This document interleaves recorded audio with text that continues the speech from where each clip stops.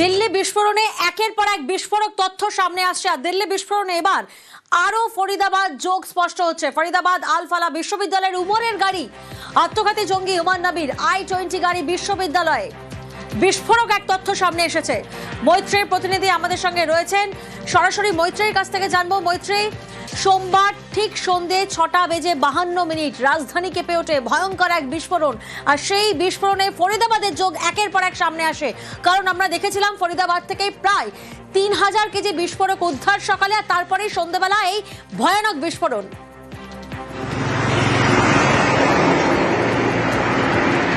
একেবারে দেখো, যে বিস্ফোরক তথ্য আমাদের সামনে এসেছে তাতে কিন্তু ফরিদাবাদ যোগ একেবারেই স্পষ্ট। তার কারণ যেটা তদন্তকারীদের সূত্রে আমরা জানতে পারছি যে ফরিদাবাদের এই যে মেডিকেল কলেজ আল ফালাহ ইউনিভার্সিটি, সেখানেই কিন্তু প্রায় 10 দিন ধরে পার্ক করা ছিল এই i20 গাড়িটি, এবং সেই গাড়িটি পার্ক করা ছিল একটি সুইফট ডিজায়ারের পাশে, যেটি কিনা মুজাম্মিল, ডক্টর মুজাম্মিলের সুইফট ডিজায়ার, যার ভেতর থেকে গাড়ি, বন্দুক এবং বেশ কিছু অ্যামিউনিশন, প্রায় 350 কেজির কাছাকাছি অ্যামিউনিশন এবং বিস্ফোরক সেটা পেয়েছিলেন যারা তদন্তকারীরা যখন গিয়েছিলেন সোমবার সকালে, এবং সেই গাড়িটিকেও কিন্তু সিজ করা হয়েছিল। ফলে এবার যেটা জানা যাচ্ছে যে এই বিশ্ববিদ্যালয়ের সাথে, অর্থাৎ এই আল ফালাহ বিশ্ববিদ্যালয়ের সাথে কিন্তু এই গাড়িটির যোগ আরো বেশি স্পষ্ট হয়েছে। এবং শুধু সেটাই নয়, ফরিদাবাদে সকালবেলার একটি সিসিটিভি ফুটেজ, আরো একটি সিসিটিভি ফুটেজ তদন্তকারীদের সামনে এসেছে, যেখানে দেখা যাচ্ছে ফরিদাবাদের সেক্টর 37-এ প্রথমে গাড়িটি থেকে বেরোতে দেখা যায়। গাড়িটি নিয়ে তুমি আমাদের সঙ্গে থাকো, আমরা নজর রাখবো আরো একটি খবরের দিকে।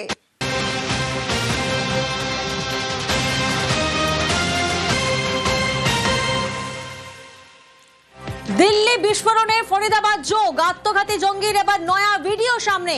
উমর নবীর নতুন সিসি ক্যামেরা ফুটেজ প্রকাশ্যে। ফরিদাবাদের সেক্টর 37-এ আত্মঘাতী জঙ্গি উমরকে চিহ্নিত করা হয়, এবং দেখুন সেই ছবি, সিসি ক্যামেরা ফুটেজের সেই ছবি এই মুহূর্তে আপনাদের সামনে। ফরিদাবাদের উমর নবী। দিল্লি বিস্ফোরণে কার্যত ফরিদাবাদ যোগ স্পষ্ট, আত্মঘাতী জঙ্গির নয়া ভিডিও এবার সামনে এসেছে। দেখুন সিসি ক্যামেরার সেই ফুটেজ আপনাদেরকে দেখানো হচ্ছে। i20 গাড়ি, সিলভার কালারের, হরিয়ানার নম্বর প্লেট, এবং সেই গাড়িতে আত্মঘাতী জঙ্গি, তার নয়া ভিডিও। উমর নবীর নতুন সিসি ক্যামেরা ফুটেজ এবার প্রকাশ্যে। মৈত্রী আমাদের সঙ্গে রয়েছেন। মৈত্রী, এর আগেও যেমন তুমি বলছিলে, এই যে ফরিদাবাদ যোগ, দিল্লির বিস্ফোরণে আত্মঘাতী জঙ্গির একের পর এক ভিডিও সামনে আসছে, সিসি ক্যামেরা সামনে আসছে, অর্থাৎ একেবারে পরিকল্পিত আত্মঘাতী একটা হামলা বলাই চলে।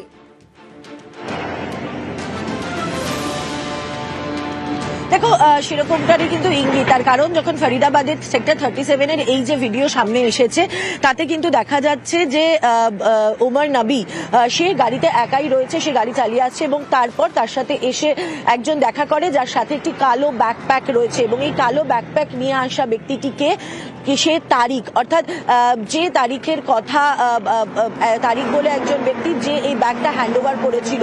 ফলে মনে করা হচ্ছে যে এই ব্যাগের মধ্যেই হয়তো অ্যামিউনিশন ছিল, এবং ফরিদাবাদের এই আল ফালাহ ইউনিভার্সিটি থেকে বেরোনোর পর ডক্টর ওমরের হাতে এই ব্যাকপ্যাকের মাধ্যমে অ্যামিউনিশন, এবং হতে পারে যে তাতে কোনো ডেটোনেটর বা যে সুইচ থাকে যে আইডি তৈরি করার জন্য, সেই সুইচ দেওয়া হয়েছিল, কোনো কিছু একটা দেওয়া হয়েছিল, এবং সেটা ফরিদাবাদের সেক্টর 37-এ।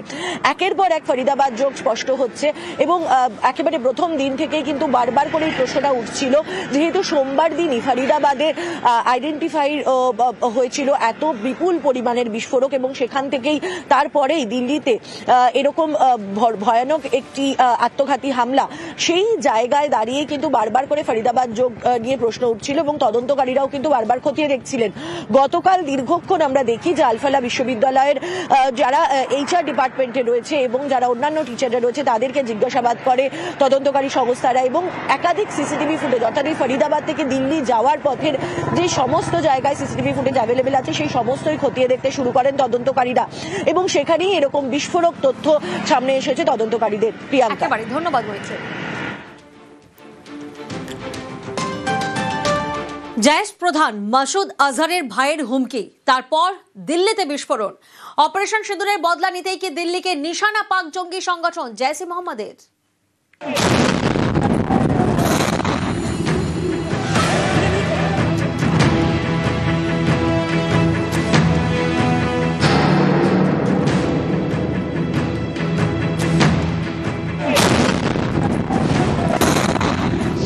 রউফ আসগর পাক জঙ্গি সংগঠন জৈশ-এ মোহাম্মদের প্রধান মাসুদ আজহারের ভাই। সম্প্রতি আসগরের একটি হুমকি অডিও প্রকাশ্যে আসে। সেই ভাইরাল অডিওয়ে তার গলায় হুমকি, বলেন আপনারা প্রতিরক্ষার জন্য যে এত খরচ করছেন তাতে কোনো লাভ হবে না। আমরা অস্ত্র নিয়ে এসেছি, দিল্লিতে পাঠানোর ব্যবস্থাও হয়ে গিয়েছে।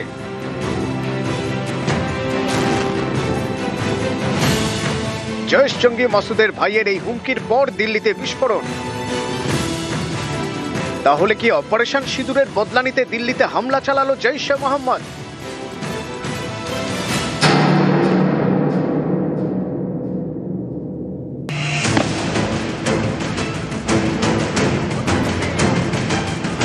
প্রশ্নটা উঠছে কারণ অপারেশন সিঁদুরের সময় পাকিস্তানের যে জঙ্গি ঘাঁটিগুলি ধ্বংস করে দিয়েছিল ভারত, তার মধ্যে অন্যতম বাহাওয়ালপুর।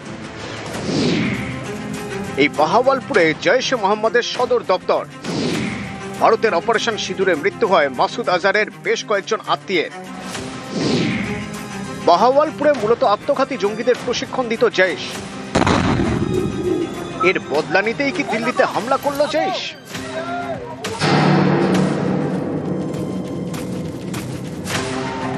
গোয়েন্দাদের অনুমান দিল্লিতে হওয়া আত্মঘাতী হামলার সঙ্গে যোগ রয়েছে ফরিদাবাদ মডিউলের। এই মডিউলের অন্যতম সদস্য শাহিন সঈদকে গ্রেপ্তার করেছে পুলিশ। ধৃত শাহিন আল ফালাহ মেডিকেলের চিকিৎসক, লখনৌয়ের বাসিন্দা। জৈশের হয়ে মহিলা জঙ্গি নিয়োগ করত।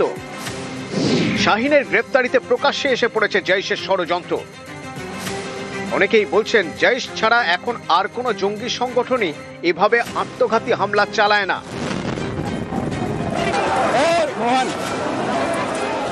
এর থেকেই স্পষ্ট দিল্লিতে হামলার পিছনে রয়েছে পাক জঙ্গি সংগঠন জৈশ-ই মোহাম্মদের হাত। নিউজ 18 বাংলা। রাজধানীর হাই সিকিউরিটি এলাকায় বিস্ফোরক গাড়িতে নিয়ে লালকেল্লার কাছে পার্কিং লটে 3 ঘন্টা অপেক্ষা করলো আত্মঘাতী জঙ্গি। তারপর ট্রাফিক সিগন্যালের কাছে গিয়ে বিস্ফোরণ। আর এতেই প্রশ্ন উঠছে, রাজধানীতে কোথায় তাহলে নজরদারি? কোথায় পুলিশ? কোথায় গোয়েন্দা?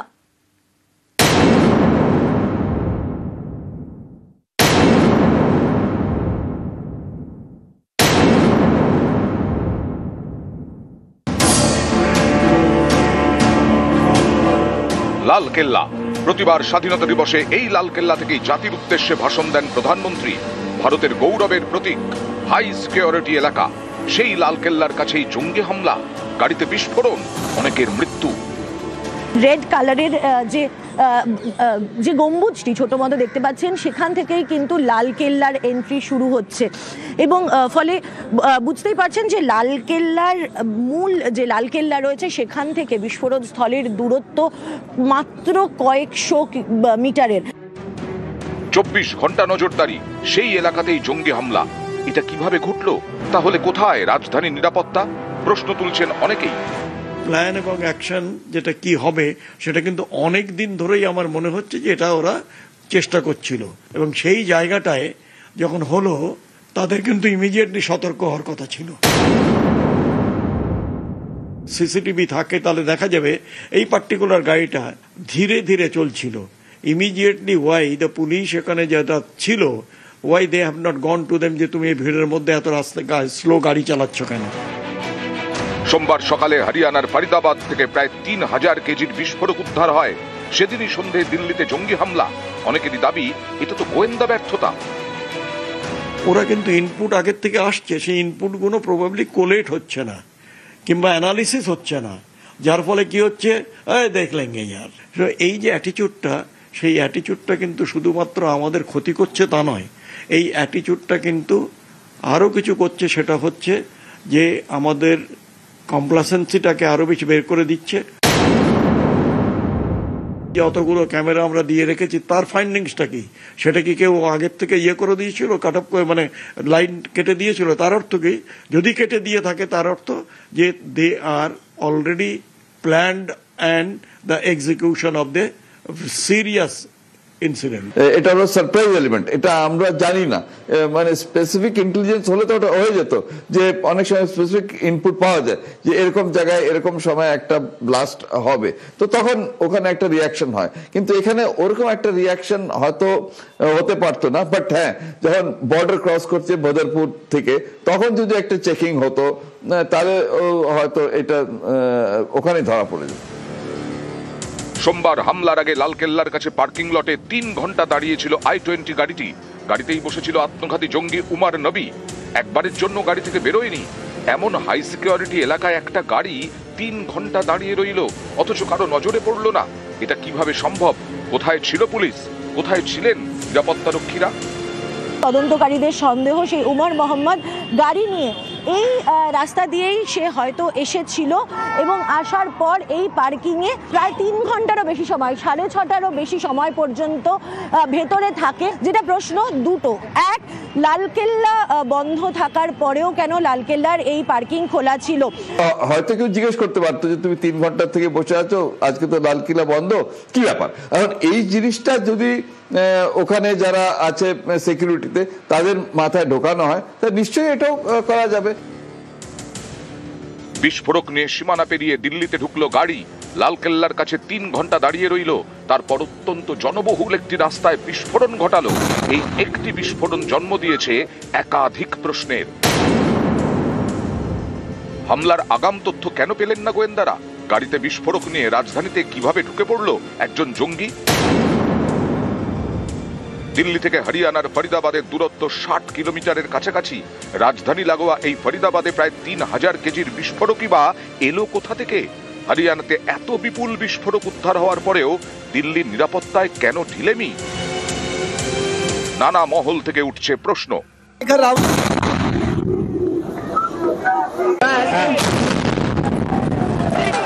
নিউজ 18 বাংলা।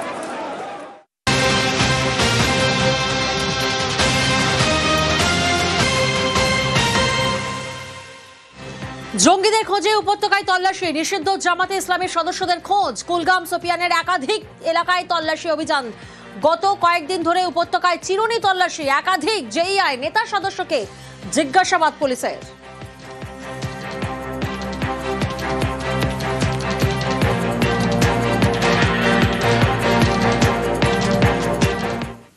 দেশের রাজধানী রক্তাক্ত, আত্মঘাতী জঙ্গি হামলা, গাড়ি বিস্ফোরণে অনেকের মৃত্যু, আর এই নিয়েই রাজনীতির হাওয়া গরম। কেন্দ্রীয় স্বরাষ্ট্রমন্ত্রীর পদত্যাগের দাবিতে সরব তৃণমূল, পাল্টা জবাব দিয়েছে বিজেপিও। সোমবার সন্ধে লালকেল্লার কাছে ভয়াবহ জঙ্গি হামলা, গাড়ি বিস্ফোরণ, এতে মৃত্যু হয়েছে অনেকের, আহত একাধিক। এতে দেশের রাজধানীর সুরক্ষা নিয়ে প্রশ্ন তুলেছেন তৃণমূলের সর্বভারতীয় সাধারণ সম্পাদক। এক্সে অভিষেক বন্দ্যোপাধ্যায়ের পোস্ট। দিল্লিতে লালকেল্লার সামনে বিস্ফোরণে একাধিক মৃত্যু এবং আহত হওয়ার ঘটনায় স্তম্ভিত। নিহতদের পরিবারের প্রতি গভীর সমবেদনা, আহতদের সুস্থতা কামনা করি। রাজধানীর বুকে এমন ভয়াবহ বিস্ফোরণ ঘটে গেল, এটা ভাবতেই অবাক লাগছে। কেন্দ্রীয় স্বরাষ্ট্র মন্ত্রকের অধীনে থাকা দিল্লি পুলিশের দায়িত্বে আইন শৃঙ্খলা।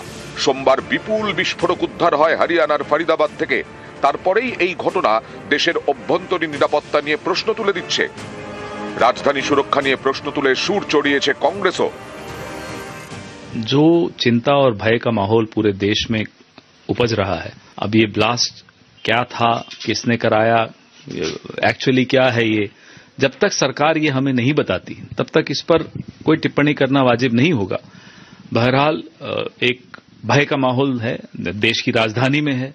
देश की राजधानी में यूं इस तरह से ब्लास्ट होना अपने आप में बहुत सवालों को जन्म देता। दिल्ली में हमारे राजधानी जो सुरक्षित नहीं है, इसका जवाब ये 56 इंची को देना पड़ेगा और इसमें हमको कोई राजनीति नहीं करना है। हमारा सवाल है कि आज देश असुरक्षित है और केंद्र की सरकार इसके लिए जवाबदार। যারা দায়িত্বে রয়েছেন, স্বরাষ্ট্রমন্ত্রী, দেশের গৃহমন্ত্রী এবং দেশের প্রধানমন্ত্রীর দিকে তাকিয়ে রয়েছে ভারতবর্ষ। পার্টির পক্ষ থেকে আমরা দেশের স্বরাষ্ট্রমন্ত্রীর আমরা ইস্তফা চাই, তার আমরা রেজিগনেশন চাই। দেশের গুরুত্বপূর্ণ যিনি প্রধানমন্ত্রী, স্বরাষ্ট্রমন্ত্রী, নির্বাচন নিয়ে ব্যস্ত, সেখানে কোথাও না কোথাও আমাদের দেশের প্রতিরক্ষা আমাদের দেশের বর্ডার, আমাদের দেশের অভ্যন্তরীণ সুরক্ষার সঙ্গে কম্প্রোমাইজ হয়েছে। যখন ইউপিএ সরকারের অংশ মমতা বন্দ্যোপাধ্যায় ছিলেন এবং তার আগে কংগ্রেস নেত্রী হিসেবে তিনি কেন্দ্রের মন্ত্রীও ছিলেন, তখন ভারতবর্ষে কতবার বোম বিস্ফোরণ হতো তার হিসেবটা একবার আছে? যদি সেই সময়কার বোম বিস্ফোরণের হিসেব এবং তাতে যদি স্বরাষ্ট্রমন্ত্রীর ব্যর্থতা ধরতে হয়, তাহলে তো প্রতি মাসে একটা করে নতুন স্বরাষ্ট্রমন্ত্রী ভারতবর্ষে তৈরি করতে হতো, এত বোম বিস্ফোরণ হতো। তার সরকারের কোনো একজনের কি এই নৈতিক অধিকার হয় বা নৈতিক অধিকার আছে এই ব্যাপারে প্রশ্ন তোলা? নিউজ 18 বাংলা।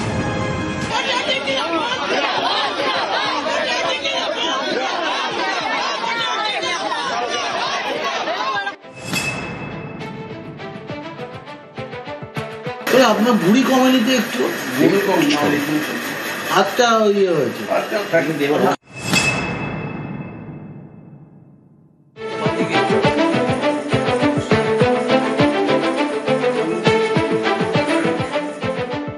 চোখো পার্থ চট্টোপাধ্যায়ের পোষ্য, প্রায় 3.5 বছর বাড়ি ফিরে পোষ্যর সঙ্গে পার্থ।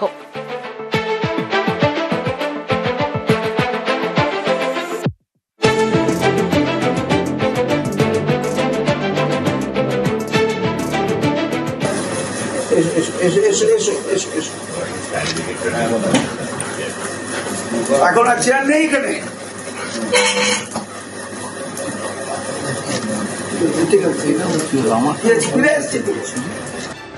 পার্থ চট্টোপাধ্যায় বেহালা পশ্চিমের বিধায়ক, রাজ্যের প্রাক্তন শিক্ষামন্ত্রী। এসএসসি নিয়োগ দুর্নীতি মামলায় প্রায় 3.5 বছর পর জেল থেকে মুক্তি পেয়েছেন।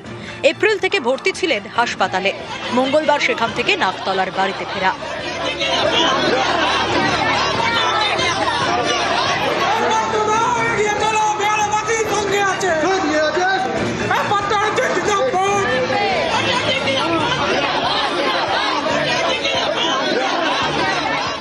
হাসপাতাল থেকে বেরিয়েই পার্থ চট্টোপাধ্যায়ের চোখে জল। হাসপাতাল থেকে নাকতলার বাড়ি, বিজয় কেতনে পার্থ বরণ।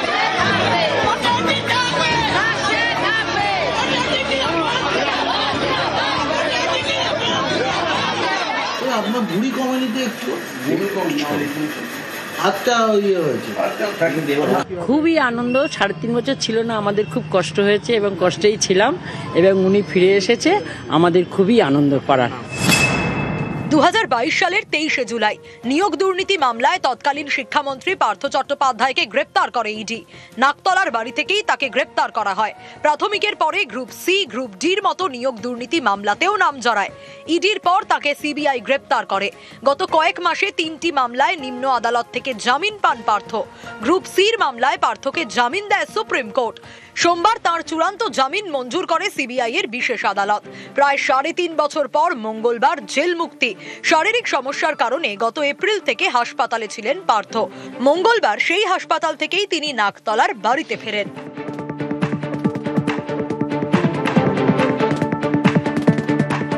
আইনগত দিক থেকে যা যা পদক্ষেপ আমরা করে আসছিলাম বা ভবিষ্যতে যা যা আছে আমরা সবই করব, সেগুলো সবই আমরা ফেস করব এবং আমরা অ্যাটেন্ড করব। চিকিৎসকরা একটা সাময়িক বিশ্রামের পরামর্শ দিয়েছেন এবং কিছু ওষুধপত্র যেগুলো টাইমলি যেগুলো নিতে বলেছেন সেগুলো দিয়েছেন। ডিসচার্জ সার্টিফিকেটে সব মেনশন করা আছে। পার্থ চট্টোপাধ্যায়ের জেল মুক্তি।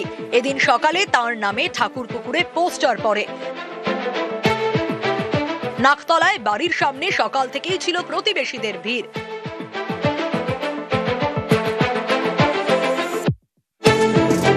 বাড়ি ফিরে কর্মীদের উদ্দেশ্যে বেহালা পশ্চিমের তৃণমূল বিধায়ক পার্থ চট্টোপাধ্যায় বলেন, আইনের জয় হয়েছে, একদিন সত্যের জয় হবে। আইনের প্রতি আমার আস্থা আছে। বেহালার মানুষের কাছে আমি দায়বদ্ধ। তারা আমার সততা নিয়ে কখনো প্রশ্ন তোলেননি। আমি তাদের কাছেই বিচার চাইব। নিউজ 18 বাংলা। 28 লক্ষ টাকায় রাস্তা তৈরি শুরু। 8 বছর পর দাবি পূরণ আদিবাসীদের। ডেবরার ভীমপুর আমদারনগরের 1 কিলোমিটার রাস্তা। আদিবাসী এলাকায় রাস্তা সারাইয়ের দাবি। রাস্তা তৈরিতে আদিবাসী উন্নয়ন দপ্তরের টাকা বরাদ্দ। এখান থেকে আমাদের গ্রামের মানুষ না, এখান দিয়ে এটা মেন রাস্তা, এখান থেকে নদী বাঁধ গিয়ে পাটনাও যেতে পারে। এখান থেকে আমাদের শিশু শিক্ষা কেন্দ্র আছে, সামনে একটা প্রাথমিক বিদ্যালয় আছে। এই রাস্তাটা হওয়ার জন্য অনেকখানি উপকৃত। কত মানুষের বসবাস রয়েছে এখানে আপনি ধরেন হাজারের মতো আছে। ধন্যবাদ জানাবেন। হ্যাঁ, ধন্যবাদ তো অবশ্যই জানাবো। অনেক প্রতীক্ষার পরে এই যে রাস্তার কাজটা হচ্ছে, মানে খুব মোটামুটি সন্তুষ্ট এখানে। যেখানে একটি আইসিডি স্কুল আছে, প্রাইমারি স্কুল আছে, যেখানে বর্ষাকালে প্রায় যাতায়াত বন্ধই হয়ে যেত। কেশপুরের মানুষও এই রাস্তা দিয়ে যাতায়াত করে। নিশ্চিতভাবে আমাদের BCW দপ্তরকে ধন্যবাদ।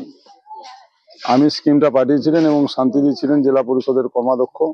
যৌথ উদ্যোগে আমাদের রাস্তাটি দীর্ঘ প্রতীক্ষার পাস হয়েছে। অত্যন্ত এলাকায় দীর্ঘ প্রতীক্ষার অবসান ঘটবে।